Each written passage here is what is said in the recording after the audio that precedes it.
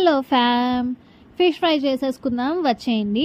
First అయితే plate తీసుకున్నా, దానిలో పసుపు, సాల్ట్, కారం, అల్లం వెల్లుల్లి పేస్ట్ అండ్ గరం మసాలా వేసుకున్నా. సో గరం మసాలా వేసేటప్పుడు నేను క్లిప్ యాడ్ చేయడం మర్చిపోయాను, బట్ అయితే వేసాను. నా పక్కన కనిపిస్తున్న చిన్న బాక్స్ అయితే అదే. సో అన్నీ వేసుకుని మంచిగా ఇలా పేస్ట్ ప్రిపేర్ చేసేసుకోవాలి.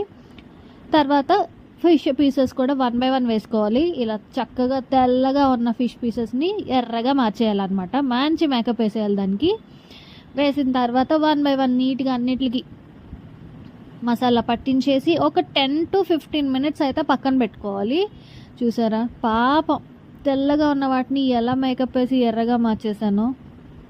ఒక 15 minutes పక్కన పెట్టేసుకున్న తర్వాత వేడి వేడి ఆయిల్లో ఇలా ఒకదాని తర్వాత ఒకటి వేసి వేయించుకుంటే ఉంటుంది. మరి పప్పుచారుతో తింటే ఇంకా సూపర్ ఉంటుంది. సో ఈరోజు నేను పప్పుచారు అండ్ ఫిష్ ఫ్రై, నా లంచ్ వచ్చేసి ఇది.